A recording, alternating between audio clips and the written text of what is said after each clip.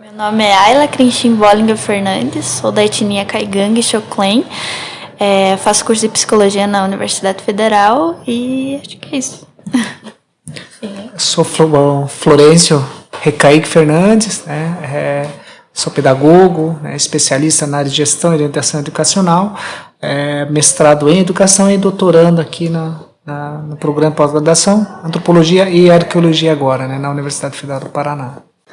Florencio Recaique Fernandes, da etnia Caigangue, marca tribal Camé. Acho que primeiro perguntar se vocês autorizam também a gravação. Sim. Eu acho que primeiro de tudo é um prazer que vocês terem concordado com essa conversa. Eu sou o Lucas e ela é a Miries. E eu acho que eu vou só contextualizar um pouco antes, né, da onde que surgiu a ideia dessa conversa, porque nós fazemos parte do projeto Luto, Vivências e Possibilidades, e uma das ideias é discutir concepção de morte, luto, em diferentes culturas. Só que como que a gente fazia antes? E principalmente a gente tinha a ideia de divulgar isso, né, fazer posts, publicar nas redes sociais. E antes a gente simplesmente pesquisava se tinha algum texto sobre, se tinha alguma informação na internet, simplesmente fazia um post e publicava. Só que num desses posts a gente fez sobre um grupo de povos originários aqui do Brasil e repercutiu na comunidade e eles ficaram incomodados com essa escrita até um pouco incuidadosa assim, que a gente fez. Então a gente percebeu que seria muito mais interessante chamar essas pessoas para que fosse algo mais próprio e que desse voz realmente às pessoas de diferentes comunidades, diferentes culturas. E não mais, novamente, universitários falando, né, por essas pessoas que têm essa vivência, né, mas que essas pessoas possam falar. Então, a ideia dessa entrevista, né, dessa conversa é realmente isso, é levar com que vocês, né, que vivenciam essas diferentes culturas e etnias, falarem ali no nosso Instagram, não tipo mais estudantes de novo produzindo e falando sobre isso, sabe?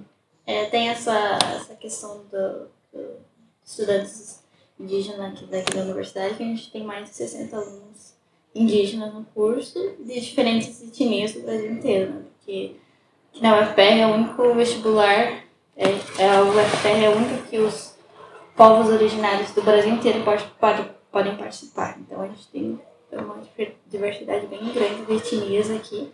Por isso que a gente tem essa repercussão toda dessa questão já que a gente já tem esse problema com a invisibilização da própria universidade.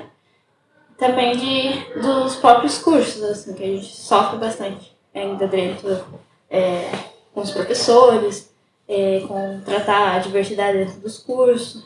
E a gente tem vários problemas em vários cursos, assim, de brigas com professores, de questão de preconceito. Aqui no curso de psicologia eu ainda não ouço muito essa questão de povos originários, como a gente vai trabalhar essa psicologia. Então ainda eu escuto termos muito preconceituosos, tipo tribo, que se remete a pessoas selvagens, índio, que já está fora de circulação. E a gente escuta muito isso dos professores, então falta de cuidado de se tratar isso. A gente, comentando o post de vocês, é mais de dar essa voz aos povos indígenas, porque principalmente a etnia Caigangue, ela é dividida em 5 regiões, mais ou menos. Acho que é São Paulo, Rio Grande do Sul, Santa Catarina e Paraná.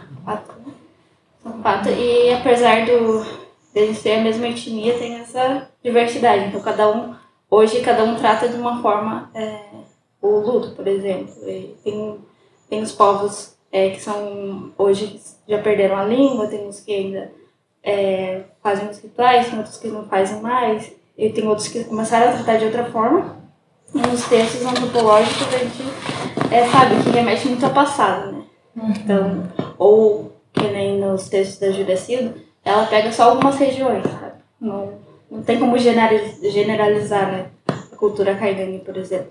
Então é sempre conversar com o mesmo povo, mas de diferentes regiões, você vai ter um contexto totalmente diferente, um modo de lidar com o luto, a vivência que eles têm, e a gente tem essa questão da etnia Kaigan por ser muito próximo aos espíritos mortos, né? Então a gente tem o ritual famoso do Kiki, que a gente que ele é bem retratado nos textos antropológicos é tipo aquela festa mexicana, sabe, que eles fazem culto aos mortos, né, que eles se pintam e tal, então é nesse sentido parecido, então por isso que são historicamente bem próximos aos espíritos dos mortos, de respeito aos espíritos mortos, a questão das pinturas, de a gente se pinta para se diferenciar dos mortos, tem toda aquela ritual forte ali para você poder se pintar, o porquê de você usar as pinturas, a diferenciação,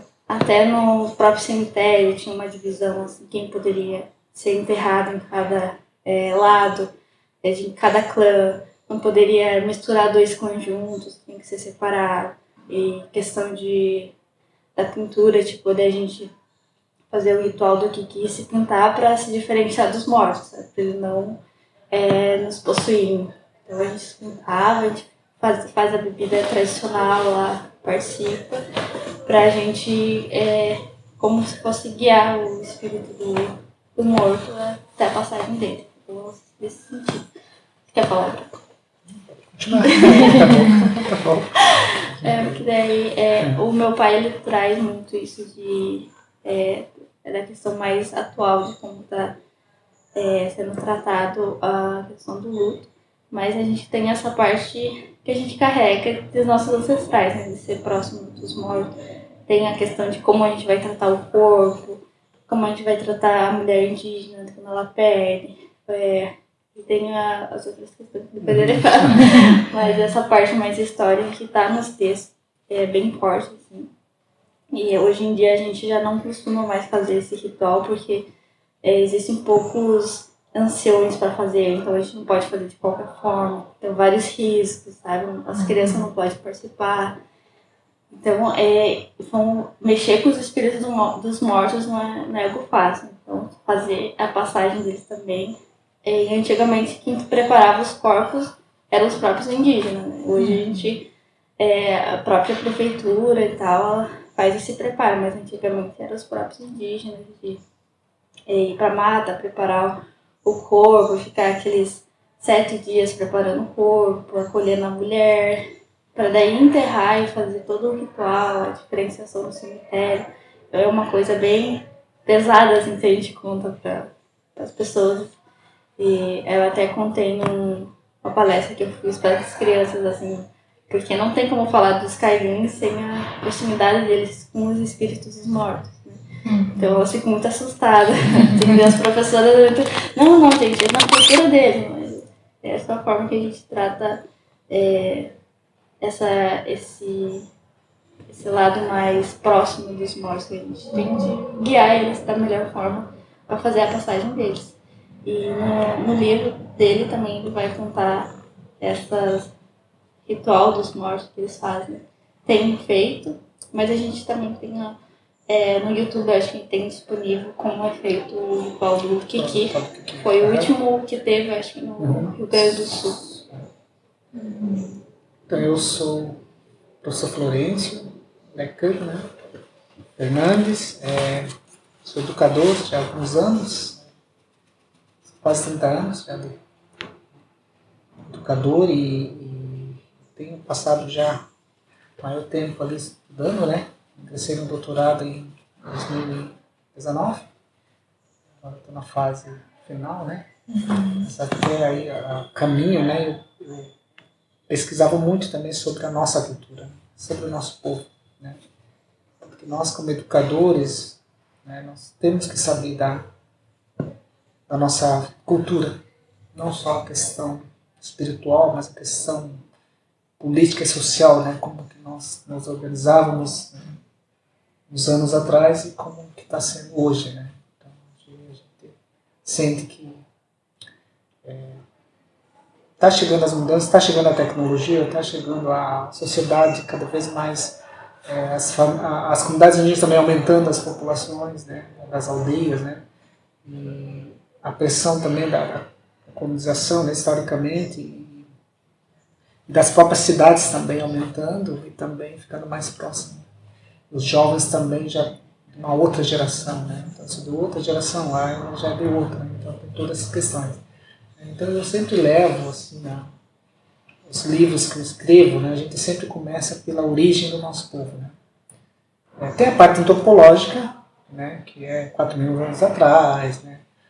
Então tem os sítios arqueológicos aqui no estado do Paraná, no Rio Grande do Sul, que comprovam, né, a existência dos Caingangue há 4.000 anos atrás. Inclusive tem um acervo aqui do museu, né, algumas peças, né, cerâmica, artefatos, né. Mas o meu foco maior é contar essas histórias, né, lendas, histórias que os mais velhos contaram para nós. E chegou um momento que a gente vai buscando conhecimento, mas também não é só buscar e ficar, né, como se fosse uma realização pessoal sua, não. Você é psicólogo, tá, vou na clínica, vou atender, vou ganhar dinheiro, né. A princípio eu pensava assim, mas depois eu comecei a analisar que você está na prática, você está no teu dia a dia, você está dando aula, você está atendendo professores, né. Sou graduado em pedagogia, né, eu atendo muito professores também. Esse trabalho que vocês fazem eu faço com os professores e alunos, né, um atendimento psicopedagógico, né, a gente tem que estar sempre, eu sempre falo que o professor pedagogo, né, que é o coordenador pedagógico, ele tem que estar bem todos os dias. Para você estar bem todos os dias, né, você também tem que, você se muda fácil e rapidão, né, às vezes está triste, chega lá, eu aprendi isso, é uma técnica que a gente utiliza, né, ele sabe que os alunos atendem mais de 200, 300 alunos por dia, né, eles percebem quando você não está bem, eles percebem quando você não, tem alguns problemas, né. Só que eu trabalho muito com crianças, né? Então eu comecei os meus primeiros livros, eu comecei voltado para o público infantil, com historinhas, assim, né? Adaptava os textos de pesquisadores, né? Cida Veiga, Telemaco Borba, vários textos assim, antropólogos já tinham uma pesquisa dentro das comunidades indígenas. Aí eu pegava esse texto, né? Organizava e adaptava para o público infantil. Aí comecei a desenvolver assim, as atividades, né? O mito de origem do povo Caingangue, né? Que é as nossas belas histórias, foi um dos primeiros que eu fiz, já iniciando com o mito de origem do nosso povo, da onde que nós viemos. O mito, né? Aí tem a questão antropológica, arqueológica também, mas eu fiz o livro voltado nessa questão das marcas mesmo, né? Camé Caiu, já voltado para essa parte espiritual, né? A parte de origem mesmo, das pinturas, né? Porque nós caingangues, nós temos que conhecer, não é qualquer pintura que nós usamos. As pinturas são símbolos que nos representam, né?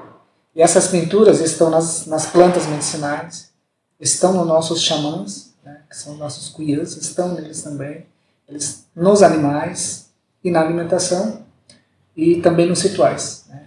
Que é o último livro que eu fiz agora, baseado na questão da uma história que o meu avô, o avô dele contou para ele. Ele contou para mim. Aí eu já tinha esse texto, faz anos que eu tinha, mais de 20 anos que eu tinha esse texto, né? Gravei, descrevi, mas até então eu não tinha dado tanta atenção, né? Depois eu comecei a analisar, né? Que veio a pandemia, aí eu já fiquei doente, né? Aí eu comecei a rever todos esses materiais, aí comecei quer saber, vou produzir, vou escrever, vou rever os textos, e aí comecei a escrever. Comecei a escrever um livro e tal, mandei para algumas universidades, né? O SESC, a UEPG abraçou, né? Não tive o retorno da Federal, né? Infelizmente, mas não tive resultado da editora, porque assim, o Ritual dos Mortos, né? A gráfica não conseguiu chegar a tempo, né? Que é um livro que acho que vai contribuir muito não só para nossa área da antropologia, mas também outras áreas também, porque é o primeiro livro, né, escrito depois do Ritual do Kiki, né, que também tem um livro, mas ainda ele está, só eu tenho o livro do Ritual do Kiki, também na íntegra, né. A Ela também não viu ainda esse livro, mas está lá, o único livro sobre o Ritual do Kiki. O Ritual do Kiki, ele é, claro que a Ela falou, hoje não tem como realizar esse ritual na íntegra, né, como deveria ser, né? Que são 30 dias de rezas, cantos, né? E alimentação está envolvida, bebida fermentada, né? Então tem toda uma questão aí seria mais ou menos parecido com o ritual da ayahuasca, né? Então mais ou menos parecido. Então, são 30 dias, né? Então tem toda uma questão aí que envolve madeira, envolve araucária, envolve mel, envolve muitas ervas, né? E hoje eles fizeram a última ali, mas assim, uma simulação, como se fosse um teatro, como que era feito antigamente, né? Aí tem um vídeo de 94, que é anterior a essa de 2001, acho que não me lembro. É recente. A de 94, ele está bem mais assim, real, assim. Tem esse vídeo também, se vocês precisarem eu posso passar para vocês. Esse não está no YouTube. Esse eu consegui com um pesquisador, né, do Canadá, Robert Crepot, que é orientador do meu orientador da antropologia. Aí ele veio para o Brasil e ele me passou esse vídeo. Então é um vídeo que nós temos, né, eu e o professor Ricardo, que é meu orientador ali do doutorado, e nós temos esse vídeo. Então ele ficou bem mais nítido. A própria a língua também, né? Porque assim como outras línguas, né, a língua caingangue ela também sofre mudanças, né? Tipo, o nosso caingangue é um caingangue já mais aportuguesado, é um caingangue já mais da nova geração, né? Aí você conversa com a nossa avó, a bisavó dela, com 105 anos. Ela não fala nada português, não aprendeu, não fala nada. Está viva ainda, né? Que vai agora filmar agora domingo e segunda, né? Que está fazendo um documentário sobre a minha vida, família. A gente está nesse processo. E ela está aguardando nós e ela, quando eu quero fazer algum trabalho, né? De tradução, até nome de algumas plantas, alguma coisa, como ela não fala português, ela olha, é chamado isso. Às vezes são palavras que nós não conhecemos. São palavras antigas, né? Como se fosse a fala dela é bem tradicional mesmo, porque ela não tem contato com a língua portuguesa. Porque ela não quis também. Os mais velhos são assim. Aí a gente eu consegui desenvolver bastante livros, né, voltados para essa questão. Aí hoje nós trabalhamos com mais, né, esse Ritual das Mortes, nós fizemos a Lenda do Fogo, né, que eu lancei os dois agora, essa semana, foi bem corrido para nós, lancei esses dois. A Lenda do Fogo é o tesouro que os caingangues conseguiram, que é o fogo, né? Como se fosse a Era das Cavernas, né? Que só os caingangues tinham fogo, né? Ninguém mais tinha. Então, é uma história bem interessante também, tem os personagens e tal, né? E eu também fiz esse também é uma história que os mais velhos contavam, né? Assim como nós temos várias histórias ali que eu registrei, gravei, aí estou começando agora a retomar essa questão. Assim como nós temos também material assim voltado mais para acadêmico, né? Textos assim maiores, né? Mais leitura, com referência, textos maiores, né? O Emotecuá, que fala da terra indígena, né? A importância do território, né? A parte cosmológica, né? Da terra, né? O contato com a terra, né? Por que dessa terra? Que muitas vezes passa nas redes sociais, jornal e tal, o pessoal brigando por terra, né? Muitas vezes não conhece essa parte teórica, né? Por que eles estão lá? Eles às vezes esquecem aquele território foi nosso. Nós tivemos em Guarapuava ali, né? Guarapuava foi uma presença indígena muito forte ali. Guarapuava, os campos de Guarapuava, os Campos Gerais, era tudo, né? Tudo caingangue, tudo caingangue. Nós comprovamos isso, 2 sítios arqueológicos lá, que é peças caingangue mesmo. E tem toda essa questão.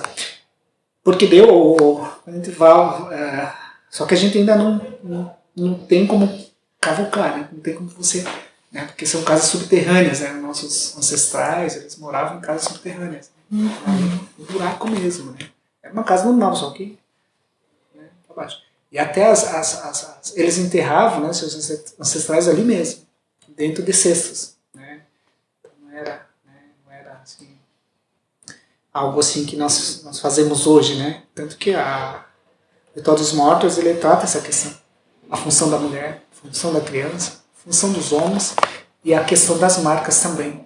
Então, quando a gente fala das marcas, todos usam a pintura. Geralmente quem faz é os mais velhos, né?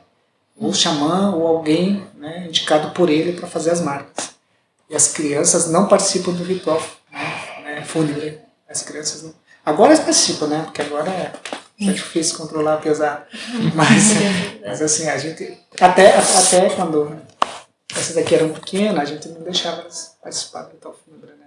Participaram. Então, por isso que Agora que a ela está conhecendo, porque a gente conta, mostra, mas quando elas eram pequenas a gente não deixava elas participar, porque a gente seguia, né, até os casamentos, né, o nosso, né, como eu sou camé, né, então você herda a marca do pai, né, marca listrada, Letéia, então ela é camé, mas como a mãe dela é de outra etnia, ela já dá outra marca também.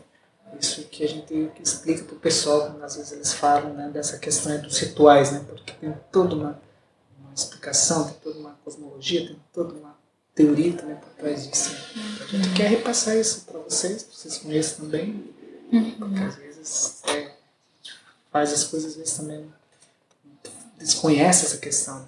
E quando a gente fala de presença indígena, não é só a luta pela terra, mas é a presença indígena também nos meios, né, acadêmicos, né, na pós-graduação. Eu sou o primeiro indígena a entrar na pós-graduação, mestrado e doutorado. Então imagina a missão que eu tenho, né, compromisso. Eu já tentei desistir, mas eles não deixaram eu desistir.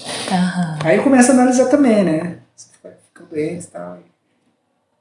Vocês são da área da psicologia, né, psicologicamente eu estou bem, né, graças aos amigos, professores, a família, né. Então, a gente tem essa missão, essa força para poder concluir, né? Porque o Caingangue é conhecido por ser guerreiro, né? O Caingangue é um guerreiro, já, historicamente. Então eu penso que se eu desistisse, eu não ia fazer jus ao meu povo, né? O Caingangue desistiu, o Caingangue não veio mais. Ó. E a universidade, ela tem abraçado essa... Né? Claro que a pós-graduação é diferente da graduação, né? Então, eu sinto que eles sofrem mais do que eu na pós-graduação. Os problemas que eles têm ali, preconceito, às vezes alguma discussão ali com os próprios professores, eu não tive na pós-graduação. Claro, a gente já tem uma bagagem, a gente já tem conhecimento, a gente está vendo uma longa caminhada, aí você senta ali indígena, até os professores dando depoimento, né? Ontem nós gravamos... quarta-feira nós gravamos ali, né, com a universidade, eles dão depoimento, né, da presença indígena na pós-graduação e o desafio, né, para mim e para eles também.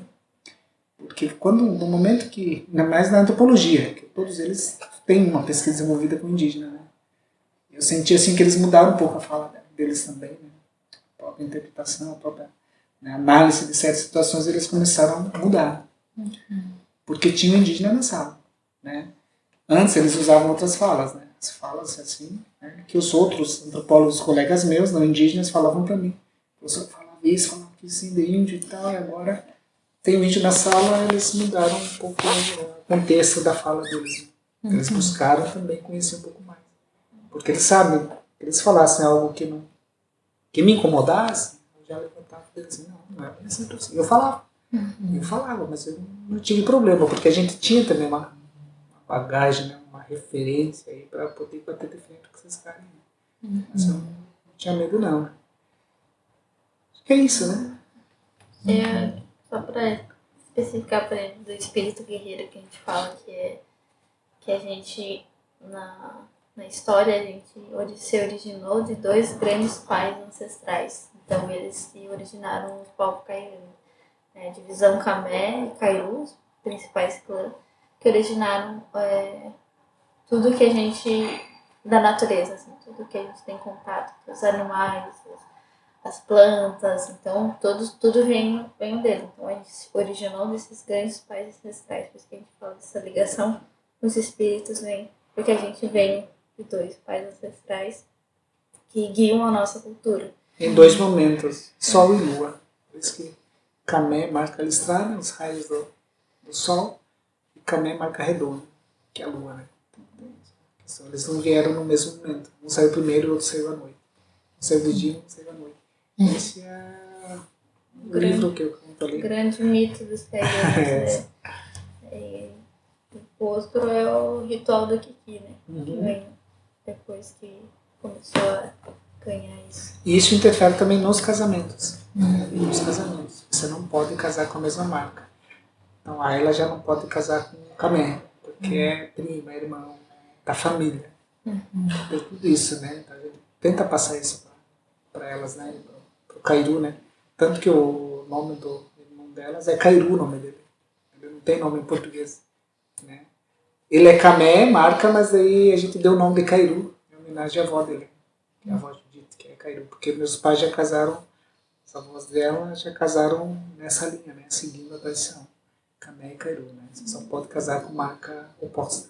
Um casamento. Aí tem toda uma explicação aí que dura o casamento, se casar com a mesma marca, pode nascer filho deficiente, o casamento dura pouco, dá muita briga, então os mais velhos passam isso para nós. Né? Então tem toda essa questão aí, mas né, que eles passam para nós, a gente tenta repassar para eles. Claro que hoje é um pouquinho mais difícil, que nem eu falo nas minhas falas. Hoje tem WhatsApp, Facebook, Instagram, então hoje eles ninguém vai perguntar qual a sua marca, né? Hoje os mais velhos perguntam, quando você vai numa terra indígena Caingangue, né? Você pega um cacique lá, Denaulê, fala, Leteia, Lelur, né? Leteia, estrada, Lelur, redonda. Aí se você, é como se você chegasse numa cidade, o prefeito perguntasse qual a sua graça. Às vezes você é do mesmo sobrenome do prefeito, daí você pode mandar na cidade. Então é mais ou menos isso, e quando a gente chega nas aldeias, né? Por isso que o cacique tem a mesma marca que a sua, né? Aí você está em casa, você está. Agora, se é marca ao contrário, ele já fica meio assim, né? Porque o risco dessa marca contrária, de né, ou roubar uma menina da aldeia e levar para outro lugar, né? Então você fica meio assim, meio cuidando dessa pessoa, né? Porque ele não cometa nenhum deslize porque ele é da marca contrária. E a pessoa sofre com isso também. Porque ela tem que tomar mais cuidado porque o cacique é da marca. E o camé geralmente é o guerreiro, né? Os que fazem a frente. Os cairus já são mais tranquilos, já é uma linha mais para xamanismo, assim, são mais sossegados, assim, seriam os líderes espirituais. Eles são os que dão os conselhos, são os mais calmos. Né? Os camés são os mais elétricos, são os que correm atrás das coisas. Então é isso. Fora a distinção dos. Além do clã Kamé e Karu, a gente tem as outras clãs que também foram se derivando ali das misturas, e a gente tem os Poí, né? Os que são escolhidos para lidar com o espírito, né, para ser cuiano. Aí tem porque tem as duas marcas, né? Que ele nasce com o dom já, duas marcas, né? Mas aí quem percebe isso são os xamãs, né? As cuias, né? Se a pessoa nasceu com duas marcas, ele é o pei, né? Ele é o que vai ser o líder ali dos cuias, ele é o que tem aquele dom, né? Já veio com ele, né? Então tem os pés também, mas é bem raro isso. É bem raro, o das cobras não tem. É difícil a pessoa que nasce com as duas marcas, né? Porque daí ele vai ser o líder espiritual, né? Então, que nem os cuias falam para ele, mas é difícil, às vezes uma criança, eles percebem, faz ritual, tá, esse é o pé, nasceu com duas marcas. Mas é um processo de preparo dessa criança também, que é como se fosse a questão budista lá, e tal, né, que a criança é preparada desde criança. E hoje é difícil, eles mesmos falam para nós, os xamãs lá, os cuias falam para nós, que hoje é difícil você, por mais que a criança tenha o dom, mas a própria sociedade, o próprio contato, aí, porque se você preparar um jovem ali, já são as ervas, né, as rezas. Tem muitas horas que ele tem que passar na floresta, às vezes tem que ir lá no rio, às vezes tem que ir lá atender uma família, então tem toda uma questão. E hoje, se um jovem fizer isso em idade escolar, o conselho tutelar está lá. Né? Então tem todas essas questões que eles têm uma preocupação muito grande, as cuias, com relação a isso. Eu converso muito com eles, né? Ela já participou também do ritual deles, da dança e reza, então a gente já percebe a preocupação deles, né? Eles estão morrendo, mas eles não estão deixando o legado deles, né? Não conseguem, na verdade, por conta desse contato, né? Porque hoje o jovem, precisa segurar ele 2 horas, 3 horas no máximo, é muito, né? Imagina horas, né? No mato, você tem que ficar, fazer o fogo lá, você tem que conhecer as ervas, né? Tem que fazer, tem que provar, tem que tratar as pessoas. Então hoje está bem difícil, né? Tá bem complicado, o risco é muito grande. Mas a gente tenta registrar, né? Porque vai chegar um momento que só vai ter os nossos registros mesmo. Né? Então isso eu cobro muito dos acadêmicos quando a gente faz a conversa, porque eles vão sair daqui, né, em várias graduações, mas eles têm que pensar que eles também têm que produzir. Tem que mostrar que cada um na sua área, né? Nós temos vários indígenas formados, né? Que a gente percebe que são poucos que fazem esse trabalho igual nós fazemos. registrar, divulgar a cultura e produzir material, para que chegue nas universidades, para que vocês possam conhecer esse material. Nós estivemos conversando com a professora lá, que ela foi lançamento lá no restaurante, a gente explicando para ela, né, como funciona a questão lá. Vários livros, né, que eu participo e fiz, né, ela falou, nossa, mas você produziu bastante. Então, mas esse é o objetivo nosso, né, acho que quando você chega numa graduação, claro que é difícil, né, você produzir, escrever, né, aí você tem que escrever em outras línguas, né, para que chegue, né, a outros lugares, né, principalmente na língua caingangue, que é o que faz a frente. Primeiro o caingangue, aí depois vem as outras línguas, né. Isso que eu procuro fazer nos livros. Primeiro na língua caingangue, depois português, inglês, espanhol, né, francês e guarani. Né, ou primeiro as duas línguas, caingangue e guarani, que são as maiores aqui do estado. Tá. Depois vem a Xoclen, outro povo indígena, e os Xetá, né, que é os povos indígenas aqui do Paraná. Esses 4 povos. O Xetá sofrendo um grande genocídio, então acho que tem um número bem pequeno de Xetá, né? Vocês querem que a gente aprofunde algo, mas... Ai, sim. Vocês falaram que existem vários grupos caigangues, né, no Rio Grande do Sul e tal. Só pra confirmar, vocês são do Paraná mesmo, né? Paraná. Aí que você falou que ele viria pra cá, eu fiquei tipo, mas será que era do Paraná mesmo ou de outro estado? Então tá bom. Eu queria que vocês falassem um pouquinho mais, então, assim, como que são esses rituais de luto, de morte ali na cultura de vocês? Principalmente você mencionou que as crianças não costumavam participar, né? Eu queria entender melhor um pouquinho disso, por favor. É por conta dessa questão dos espíritos mesmo, né? E a gente sempre conversa, porque a mãe dela é professora de história. Ela é que é do xamanismo, a área dela, né? As religiões, a área dela. A gente só está falando que a gente tem experiência nos materiais que a gente produz, né? Então, os mais velhos, eles usavam, né, as pinturas, né, para as crianças, né? E as crianças não participavam. As crianças usavam as pinturas, mas ficavam no quarto fechado. Assim como a viúva também ficava no quarto fechado, ela não participava do processo do ritual, né?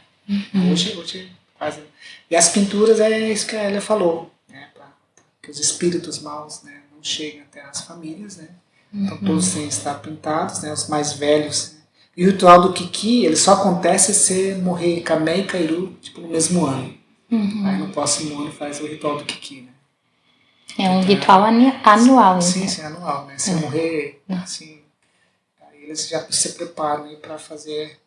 Na verdade, é um ritual com festa, mas também com cunho religioso, né? Os cuiãs que fazem frente. Então, muitos dias, né, que eles ficam no meio do mato, né, comendo e bebendo, e, né, tem toda uma questão alucinógena também, então tem todas umas ervas que o pessoal fica, né? Seria contato com os espíritos, né, que já se foram, daí eles contam para nós que às noites eles descem, né, para eles conversarem e tal. Então você vê nos vídeos, tá para baixar no YouTube, que eles conversam, cada um com uma conversa diferente, né? Então cada participante, sobre efeito ali das ervas, ele conversa com o seu espírito, né, com o seu ente querido, né, que veio, né, durante o ritual conversar com ele. Então eles falam, conversei com meu tio, conversei com meu irmão, conversei com minha esposa, então eles falam essas coisas para nós. Nós não tivemos a oportunidade de participar, a última foi feito, mas ele foi feito mais para demonstração mesmo, como era registrar mesmo. Mas a gente, quando tiver de novo, eles avisam nós. Ela acontece em Chapecó, na aldeia Condá, eles têm um espaço cultural lá. Um amigo nosso mora lá também, um professor. Daí, assim que eles organizarem, ele vai passar a data para nós. Quem sabe a gente se reúne aqui e vai para lá, né? Lá eu acho que tem o último ancião que trabalha com o Kiki. Tem lá e lá no Rio Grande do Sul, Serrinha, tem lá que entrei em contato para levar ele lá para a nossa aldeia, mas ele já está idoso, né? Então para viajar é um pouquinho mais difícil, né?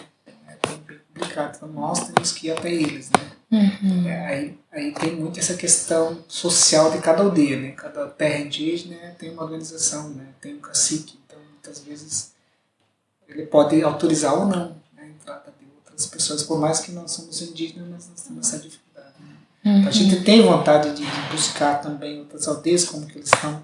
Né? Eu saio mais em outras aldeias, né? Então, eu conheço bem o Rio Grande do Sul, Santa Catarina, né? São Paulo, as famílias Caingangue de lá, bem pouco, né? Tem um trabalho com eles lá também. Então a gente tenta passar isso para eles. Mas assim, o ritual é mais ou menos isso, né? Antes eles não enterravam, né? Eles colocavam embaixo das árvores, né? Porque meu avô me contava isso, que está nesse livro aí. Então, fazer spoiler aí do livro, né? As ervas, né? E ele falava que eles não enterravam, eles só deixavam, né? Embaixo da árvore, né? E a natureza fazia o resto. Né? Tudo com ervas, né? E as mulheres ficavam, a viúva ficava 30 dias fechada, né? Só tratamento com ervas, né? Medicinais, e as mais velhas que davam comida para ela, né? Nem os filhos podiam ver ela, né? Isso que meu avô contava. Isso que está no livro também. Por isso que é interessante desse livro, né? Falando para ela, né? Hoje a gente tem muito essa questão de índio, indígena, pós-indígenas, né? Eu falei, eu não vou tirar, que meu avô falou índio, né? Eu não vou colocar indígena, porque eu estaria mudando uma fala dele, né? Que eu só transcrevi a fala dele, né? Fiz uma organização ali para aproveitar também, senão você perde a essência, né? A gente hoje tem condições, porque a fala do meu avô, né? Então eu organizei assim, mexi pouca coisa, tentei deixar o real mesmo, né? Como ele falou. Aí, porque se eu mexesse nesse conhecimento nosso ali da academia, né? A gente quer enfeitar demais, daí acaba perdendo o sentido, né? Então no texto eu explico pro pessoal, não, eu fiz o que meu avô contou, organizei, né, como ele contou, né, para ficar uma história assim real mesmo, né?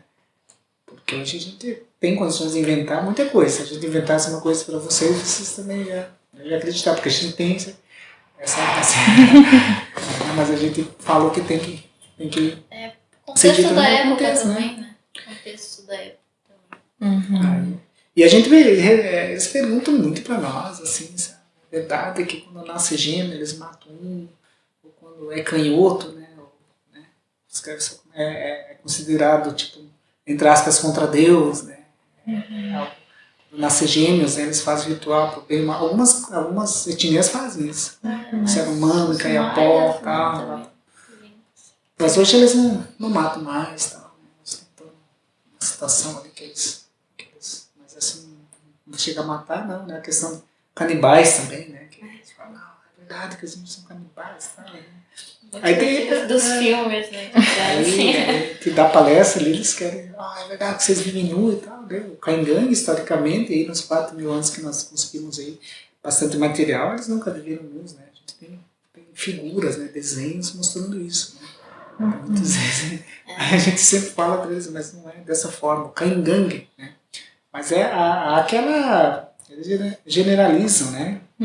Muitas vezes eles falam os povos indígenas vivem assim, né? Mas eles esquecem. Hoje nós temos 305 povos indígenas falando mais de 274 línguas. Então é uma diversidade. E nós estamos dentro dos 305 povos, né? E uma delas é o Caingangue. Uma delas é a língua Caingangue. E a língua Caingangue, ela é bem específica também. Ela é cheia de uma organização que tem 5 dialetos, né? Nós ainda conseguimos dominar os 5 dialetos, porque eu morei, né? No Rio Grande do Sul, morei, né? Aqui em Santa Catarina, conheço bastante gente, morei também, tive a oportunidade de trabalhar com eles em Mangueirinha, então a gente consegue dominar esses 5 dialetos. Então hoje você consegue escrever. Então quando a gente escreve na língua Caingangue, você tem que, né, levar em conta tudo isso, né? Porque os livros vão chegar no Rio Grande do Sul, eles vão começar a observar, não, isso aqui não é nem certo nem errado, mas você tem que tentar fazer uma, né, para que você atenda esses 5 dialetos, né, para não ficar uma leitura tão, né, para facilitar também a leitura na língua caingangue. Então, os rituais a gente tem esse propósito, né, de mostrar um pouco, né, depois do ritual do Kiki, esse é o primeiro livro, Caingangue mesmo, falando do ritual dos mortos, que até então era um tabu, né, que a gente chama, que o pessoal não fala muito sobre essas questões para nós, né. E foi anos de conversa, né? Você vê, eu levei mais de 20 anos para poder lançar esse livro, né? Mas assim, em respeito também aos mais velhos. Mas o meu avô sempre falava, não, eu vou contar para vocês, porque um dia eu vou morrer e vocês têm que saber.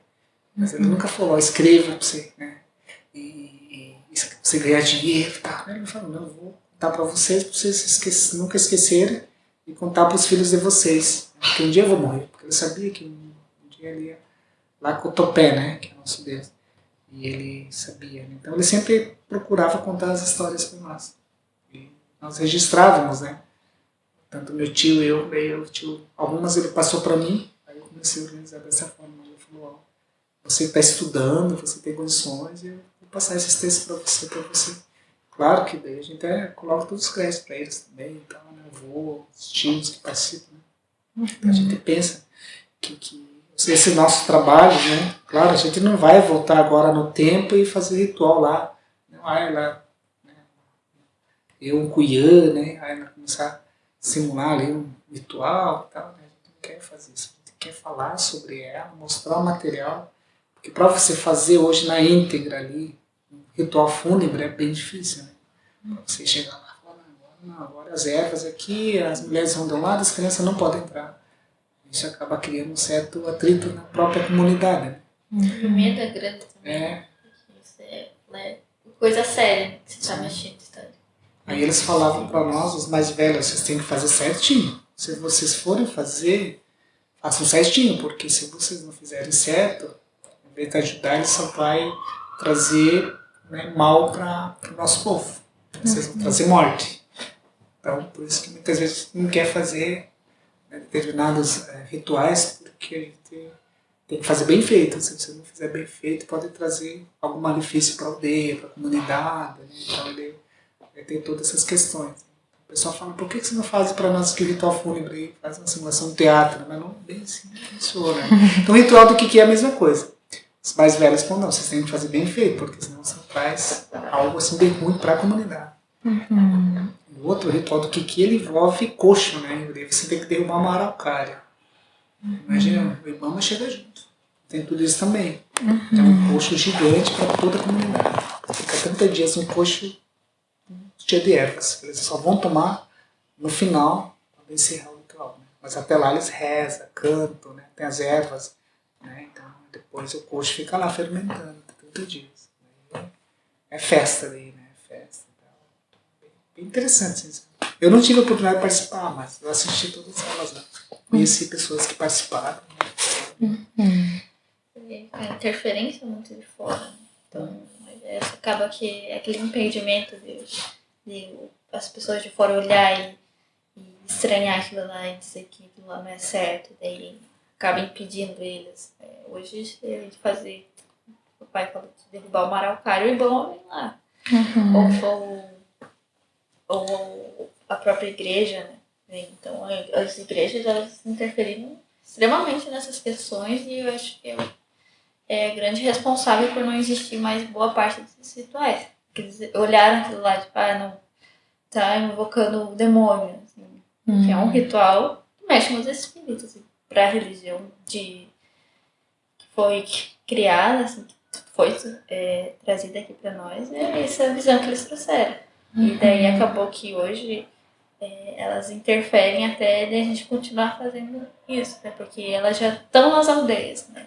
Então já é muito mais difícil se falar sobre a própria cultura, rituais, só que eles já têm, os indígenas de agora já têm essa visão da religião, não mais da cultura, porque a gente foi impedido de fazer aquilo lá e de repassar, e com as mortes dos anciãos, isso foi dificultando, né? Então tem toda essa dificuldade também e trazer essa questão para o jovem, né? Porque agora a tecnologia está ali, então eles estão interessados, né, dessas coisas daqui de fora, né, que tá chegando, tipo, agora que tá ficando mais acessível a internet lá dentro, então tá difícil direcionar essas duas questões, sabe?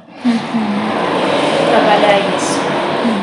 Até no ritual da Romaria, né, foi feito, os mais velhos pegaram no pé do jovem, você quer participar, mas tudo certinho, né? Tem toda uma questão por trás, né? Por que você tá ali, que a Romaria é você dançar 24 horas. Esse é o canto, né? Então, herança das igrejas católicas, mas é o que mantém forte os nossos cuias, né? Para que eles possam, né, é o que está sobrando. Então a gente sabe que a cultura ela tá se perdendo. A gente tem boa vontade, mas as coisas vão pegando rumo ali, tipo a tecnologia e tal. E muitas vezes é o próprio sistema do Estado também, né? A gente não consegue inserir isso nos currículos escolares de nossas comunidades mesmo. Há uma briga tensa, tem que estar enfrentando todo dia. Né? Por isso que eu entrei na antropologia.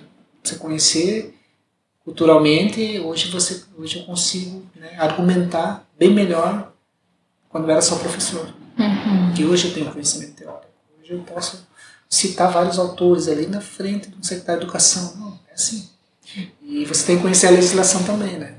Então a gente tem essa... Só que aquela questão, nós somos poucos, né? Somos poucos que tem essa luta. Nossa, a gente conta com os acadêmicos, né, que eles possam. Porque a gente fala, você não vai aprender isso na academia, você não vai aprender isso na graduação. Você vai aprender isso na prática. Né? Isso é a nossa briga, né? Para que seja inserido no âmbito das universidades, né? As disciplinas ou a cultura indígena mesmo. Né? Tem uma lei específica, né? 11645, de 2008, que obriga as instituições a trabalhar a cultura afro-indígena, né? Em todos os currículos. Né? Desde a educação básica até a educação superior. A gente sabe que na prática não acontece isso. Na prática vocês não conhecem. Vocês deveriam ter pelo menos uma disciplina, né? Tem outras universidades que têm. MAT, a Santa Catarina Federal, né, do Rio Grande do Sul, a UFSC agora está tendo também, inclusive abriu para professor indígena, né? A professora Norma até foi para Santa Catarina para estudar os indígenas, que é a minha tutora. E ela está envolvida com essas questões. E ela foi para Santa Catarina especificamente para estudar as questões indígenas. Lá no, acho que um curso específico, sim, especialização. Na especialização e tem na graduação. Eles mandaram edital para mim, né? Uma vaga para professor, né? Auxiliar indígena. Mas eu não estava em condições de me inscrever. Eu quero ficar por aqui mesmo, né? Ficar no Paraná mesmo e tentar uma... Em relação às outras universidades, em relação à federal, acho que elas avançaram muito mais em relação a essas coisas, porque a gente tem uma dificuldade bastante com a Federal do Paraná, até com o próprio vestibular, a gente tem um vestibular próprio dos indígenas, a UFPM foi contra de início, assim. Então, para conseguir nossos direitos aqui também é uma dificuldade bem grande. Esse tempo a gente queria que a gente tem, aqui você tem a semana acadêmica, né, inserção, né, no próprio curso, e a gente tem como se fosse uma semana acadêmica do Enem, né, encontro dos estudantes indígenas do Brasil inteiro. Então a gente teve a dificuldade para conversar com a universidade de a gente conseguir transporte para ir no evento, sabe? Que é específico para os povos indígenas.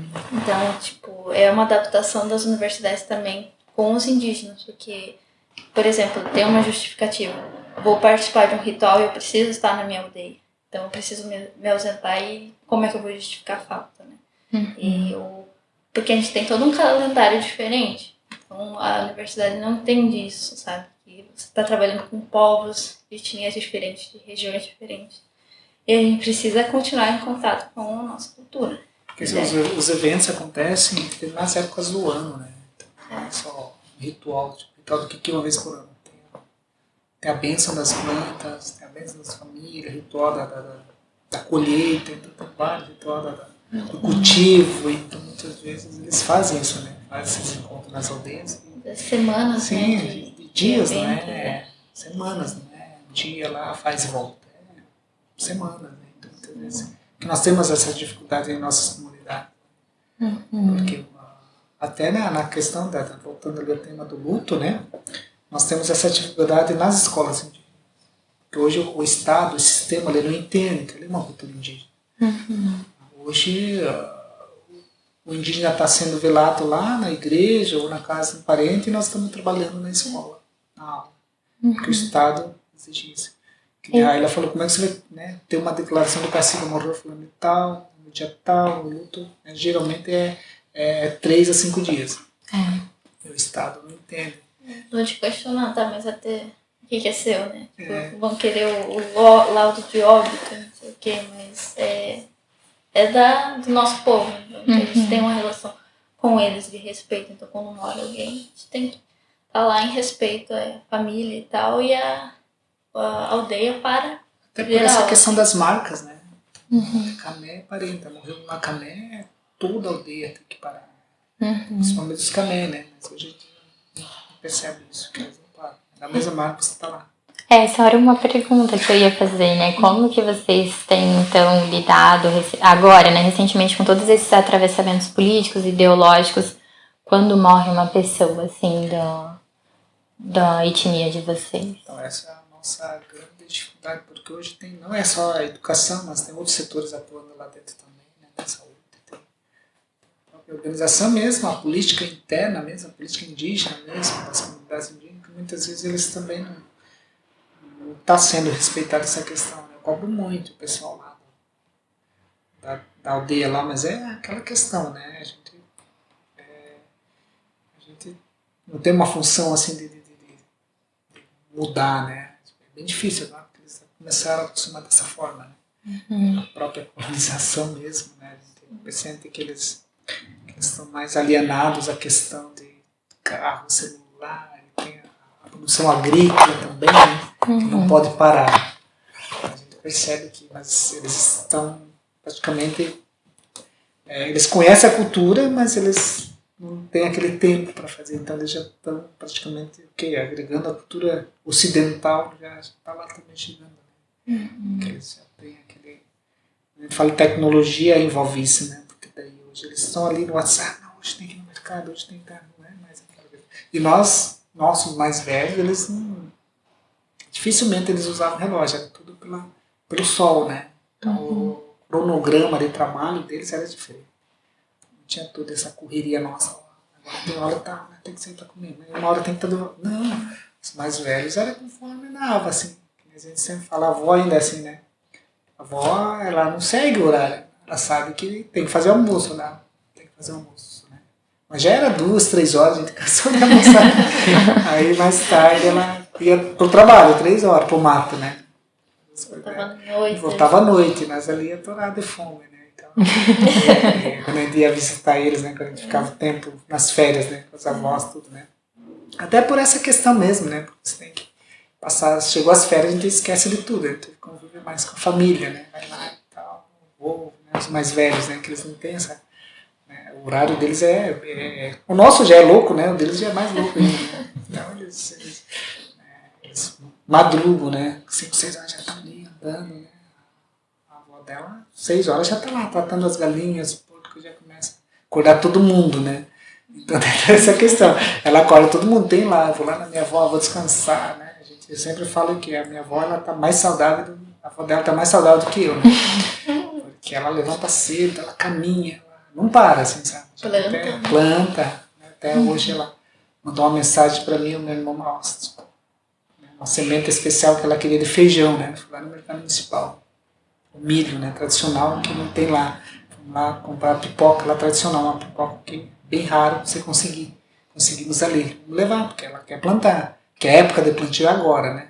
Então ela faz todo mundo trabalhar. Plantar mandioca, batata, milho, ela planta tudo, né? E ela sabe que é época. E ela sabe, ela não tem assim uma cadernetinha lá anotado, nada. Porque ela é semi-analfabeta, ela só sabe fazer o nome, né? A avó dela. O pai que é o avô dela que é alfabetizado, mas ele já gosta muito de ajudar. Então é cada um pro seu canto, assim, sabe? Cada um faz o que tem que fazer, porque as tarefas já são divididas automaticamente, né? O pai sabe o que tem que fazer, a mãe sabe o que tem que fazer, meus irmãos também. Então assim, não precisa você estar falando, olha, vai lá, carpi, vai lá, pegar o milho para você plantar. Não, ela sabe que a época é plantio é agora, vamos plantar e vai fazer o que tem que ser feito. Então, a gente sente isso quando é luta, assim, deveria ser algo automático, morreu gente, né? Principalmente quando é mais velho, né? Que o respeito é bem maior, o líder, né, é importante, né? Não que as crianças, os falecidos não fossem importantes, mas assim, quando a gente fala com o pessoal, com os líderes lá, né, que tem os coordenadores, a gente fala, não, esse foi um grande líder, né? Então a gente deveria ter um respeito maior, né? Vamos parar, né? contar para os estudantes quem foi essa pessoa. Eles têm que conhecer também. Muitas vezes aí o diretor não é indígena, o pedagogo não é indígena, vai ser difícil eles entenderem isso. Porque o próprio chefe lá do núcleo da educação não é indígena. Aqui na Secretaria de Educação também não é indígena. Então ele vai passando por essas fases. Quem sabe se eles soubessem, né, todo esse contexto histórico que vocês querem saber e tal, eles podiam dar uma atenção especial. Mas aí tem toda aquela questão, a gente para, mas tem que repor no sábado.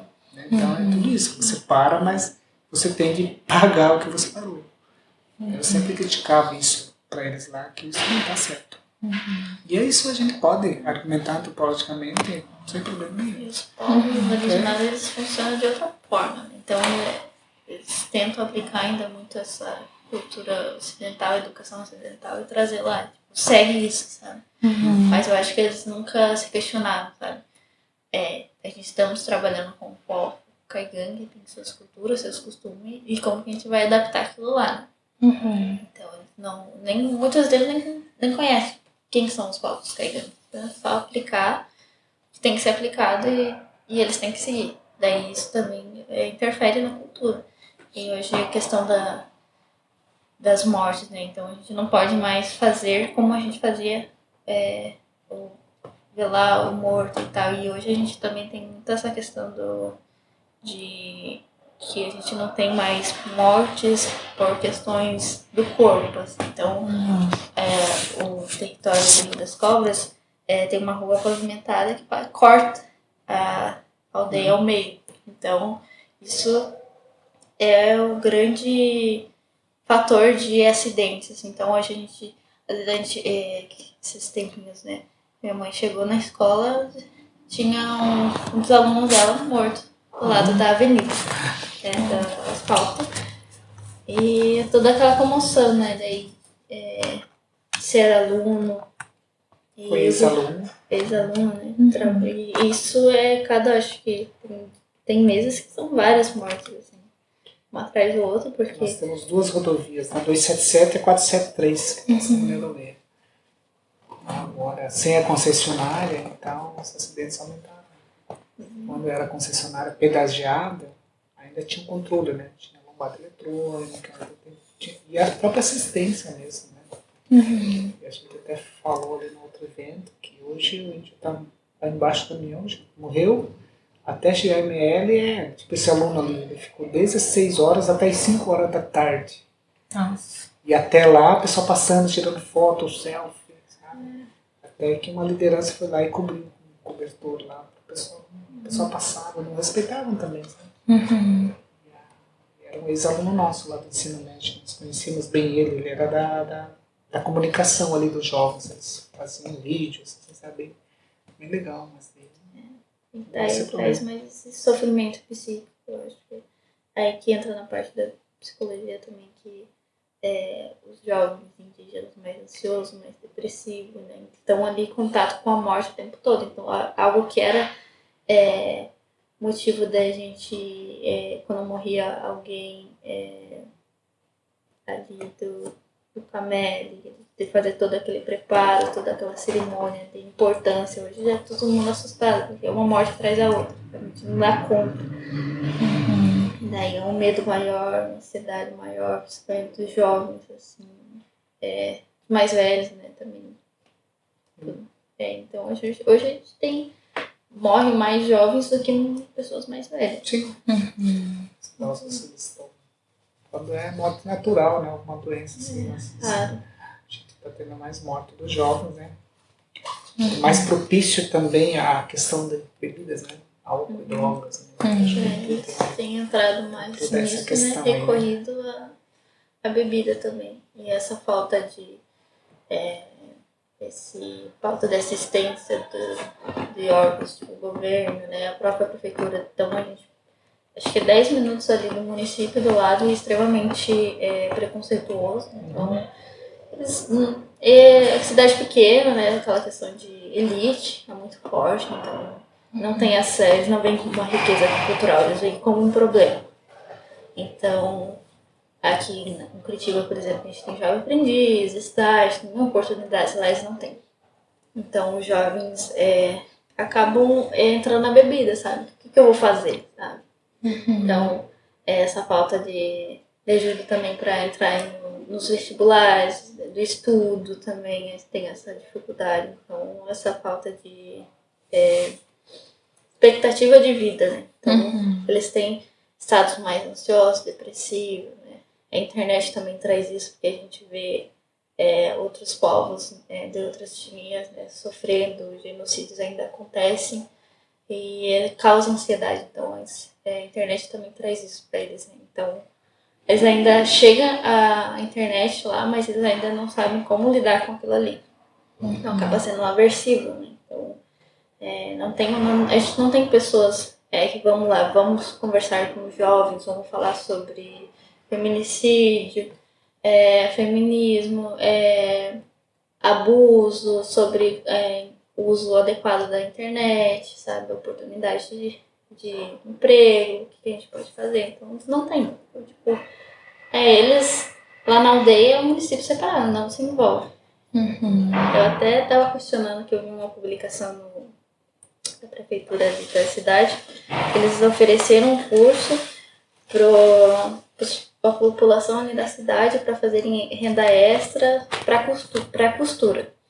Só que e daí eles fizeram essa doação de moletom para os indígenas.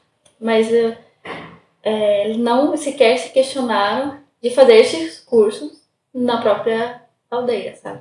Para eles fazerem renda, não outras pessoas fazer moletom para eles. Eles mesmos fazem os próprios moletom. Então eles não têm esse questionamento. Mas eu deixei esse questionamento lá, mas eles não. E essa questão tô com um problema na minha pesquisa mesmo de entrevistar a psicóloga, uma única psicóloga do município que trata as questões indígenas. Então, não estou conseguindo falar com ela, sabe?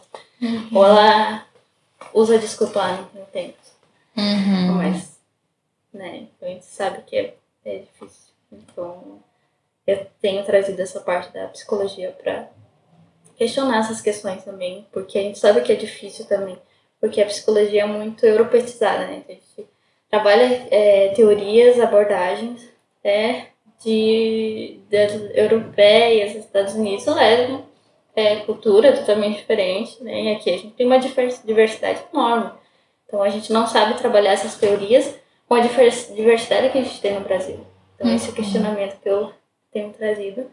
E porque muitos psicólogos têm medo, sabe? Como é que eu vou trabalhar com indígena? Porque também não tem material. Então a gente tem agora a cartilha do Conselho Federal de Psicologia, mas ainda é pouco, sabe? Então eu trabalhando, trazendo os trabalhos em campo que eu tenho feito e analisado a situação lá do Rio das Cobras, que é o maior aqui do Paraná, ela tem mostrado essa questão da ansiedade, depressão, a morte, o alcoolismo, a falta de assistência, né? Então a gente não tem psicólogos lá, não tem psicólogos interessados em tratar a questão indígena.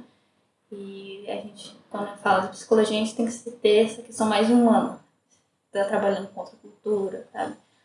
Não tratar eles como não indígenas, eles são indígenas. Vamos tratar eles como indígenas e não tratar uma pessoa que não seja indígena como a gente faz aqui fora. Tipo um sujeito neutro, né? Então, não tem como a gente fazer isso. Então, questionar isso. Da morte traz muito. Gente, a gente já tomou uma boa parte do tempo de vocês. A conversa tá tão boa que eu nem vi passar agora que eu olhei. Não sei se você tem mais alguma pergunta para fazer. Eu tinha, na verdade, porque uma hora vocês falaram que o ritual do Kiki era para ajudar na passagem e que tem o ritual com as ervas também para que o ancestral desce para falar. Eu queria entender qual que é essa concepção assim de vida após a morte. Tipo, porque a gente tem muito ocidentalizado, assim, por exemplo, vai pro céu. Vai pro céu, mas é todo um outro sistema de pensamento, né? Então, O espírito, né? Quando a gente fala que as marcas eles estão voltadas mais para a questão da natureza, né? Então, quando eles comentam para nós, como se minha irmã, muitos iam pensar assim, não, mas fala para ele, ó, quais os números da loteria, né? A gente já tem outra, o que eu faço para ficar rico? Não, eles conversavam assim, eles contavam para nós, que eles perguntavam se a família estava bem, os filhos estavam bem, todos falavam assim, sabe? Como se estava de saúde, eles pediam essa questão, né? Que fosse algo assim voltado, eu estou com uma doença. Eu, se eu fosse, né, eu ia pedir para que algum parente descesse e falasse, nossa, fica bom, né? Faça isso, faça aquilo, né? Você toma esse remédio. Ele mais é o espírito da natureza, né? Que o Camé é sol e a lua, né? Então, já saíram das montanhas, né? A história, isso bem, a lenda, né? O mito de origem trata essa questão. Então a gente relata o que eles contaram para nós. Né? Então é só mais essa questão mesmo. Né? Mas assim, as rezas, né? Eles fazem voltado para o Criador, né? Do mundo. Não que porque eles ficam vagando, né, os espíritos na natureza. Né? Então, eles têm muito esse cuidado. Vocês, um dia, se tiverem a oportunidade de ir para a aldeia, vocês podem ver que tem muitos animais, né, principalmente cachorros, essas coisas, porque eles creem que os espíritos, eles vêm ali, encarnação. Eles acreditam muito. Nós acreditamos nisso também. Tanto que lá em casa a gente adotou mais 2 cachorros lá. Antigamente já era paca, capivara. Minha mãe conta que ela chama capivara de estimação. Eu falei, se vissem hoje que se ela tivesse uma capivara, ia dar aquele rolo lá do menino que é capivara lá em casa. Mas acho que é mais a questão dos espíritos voltarem para a natureza, eles estarem lá em contato com a natureza. E a questão da própria proteção mesmo. Né? O pessoal chega às vezes na aldeia, tem que explicar para ele, nossa, esses cachorros tudo tem uns cuidados, né? Dentro, né? Então eu explico para eles essa parte cultural, né? Eles começam. Dificilmente você vai ver um índio dando chute, maltratando, até mesmo sacrificando o animal. Dificilmente, você nunca vai ouvir isso. Né? O cachorro está lá maltratado, mas ele não é sacrificado. Eles sabem que tem um ente querido encarnado ali. Vai, às vezes pode melhorar ou não, né? A gente crê muito nisso também, sabe? A gente pensa nisso. E nos próprios animais, né? Hoje a gente só mata para consumo mesmo. Né? Mas hoje a gente cuida mais. Antigamente os mais velhos caçavam mesmo, né? Arco e flecha e tal, para consumo mesmo, para saciar a fome mesmo, a alimentação. Estava disponível, né? Até a avó falava, vocês vão matar passarinho, mato e como? Fico matando e depois jogando para os cachorros. Ela falava para nós. Tinha caçar, né, com estilingue, né? Falava, vocês matam e como? Se vocês matar uma cobra, vocês vão comer. Então, a gente tem todo esse cuidado também, né? De matar, né? Porque se você mata um bicho ali, um animal, ele tem a marca, né? Tipo, o tigre é a marca redonda, cairu. Você vai lá, pega outro bicho, vai camé. Tem as linhas, né? Tem tudo isso aí. Os mais velhos contam, né? Lá é a marca tal. É a marca tal. Tá? Então vai contando. E as folhas também.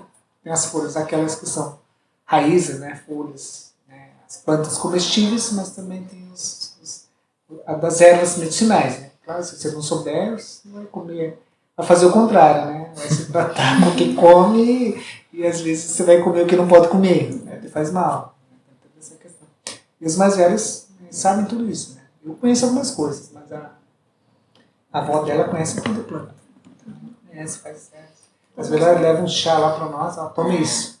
Ela estava até explicando esses tempos, né? De quando ela vai no mato, horas no mato, procurando a erva certa, quando ela vai retirar da terra e pedir autorização para aquela plantinha, da natureza ali, que estou retirando. Eu falo isso para a mãe, né? Nós temos bastante planta lá, né? E a nossa jabuticaba que não dá. Plantou tudo, mas ele não dá jabuticaba. Eu falei para a mãe, né?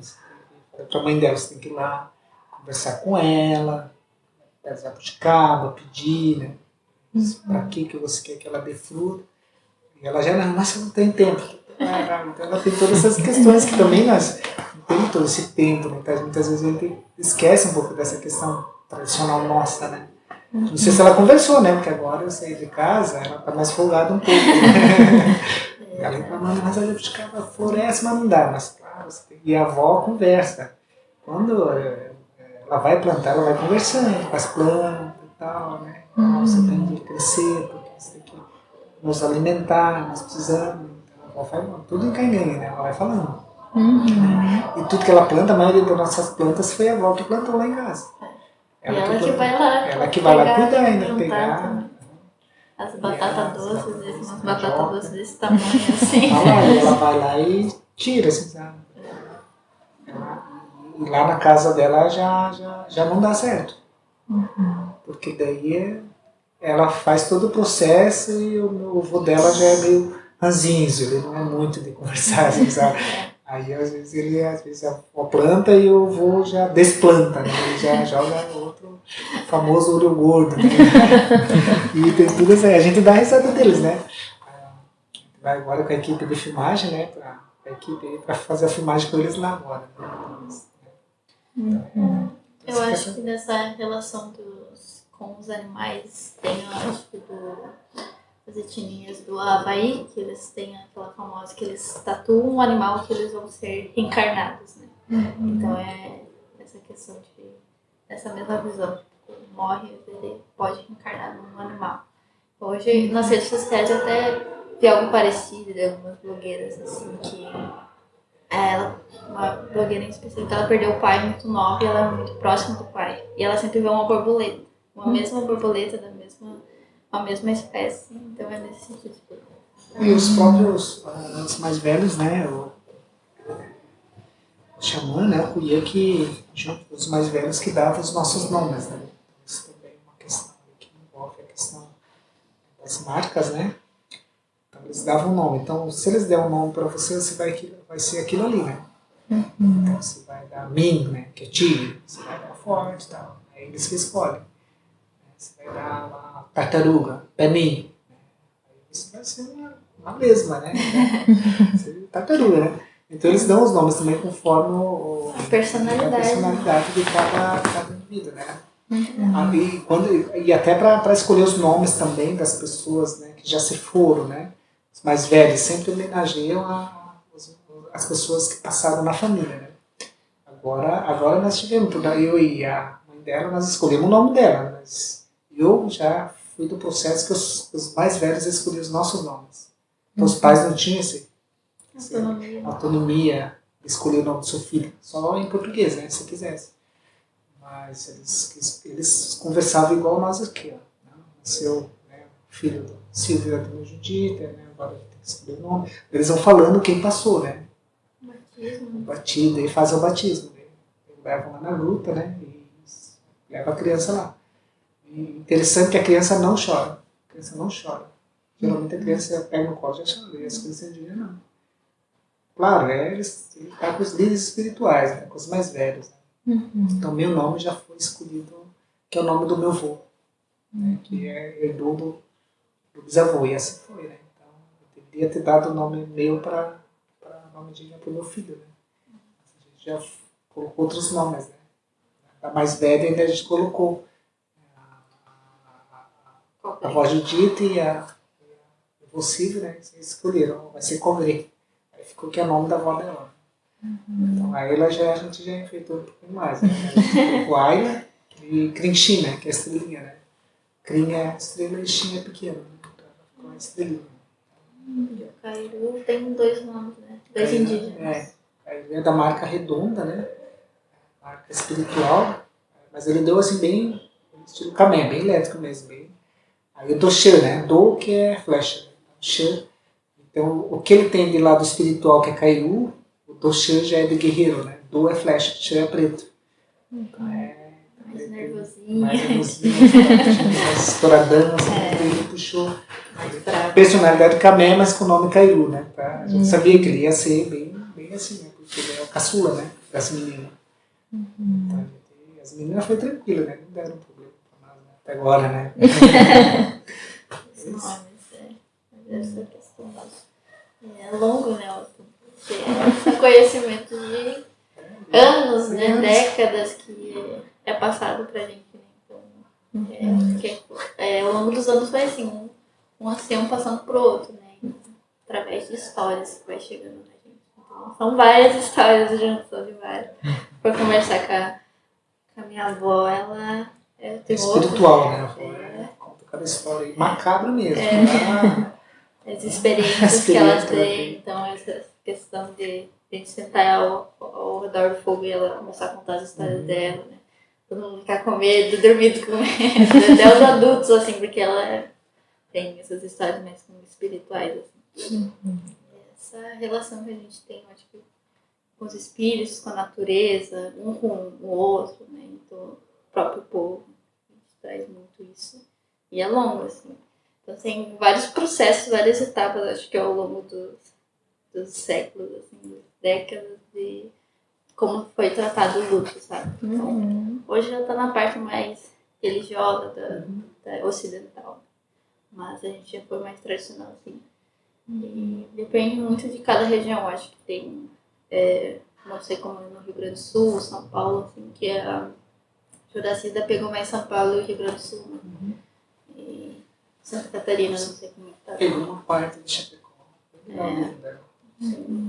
Por isso que eu até falei, né, pro pessoal, né, que é interessante trabalhar com a Juracida, porque ela é especialista nos caigangues. Né? Nós temos poucos pesquisas, né, sobre os caigangues, sobre nós. Mas tem que partir de nós também, né, nós também temos que falar sobre nós. A gente ficou muito assim, independente dos outros pesquisadores. Então, acho que o nosso ingresso ali na universidade, ali, né? Até nas pós-graduações, seria mais esse foco, né? Eu penso assim dessa forma, mas tem indígenas que não pensam também dessa forma. Eu já conheço indígenas que também não querem desenvolver nada. Porque os livros da Juracida foi construído a partir de relatos, né? Que a gente tem contato com ela. Foi a partir dos relatos, né? Ela fala, não sei se é verdade ou não que eles me contaram. Né?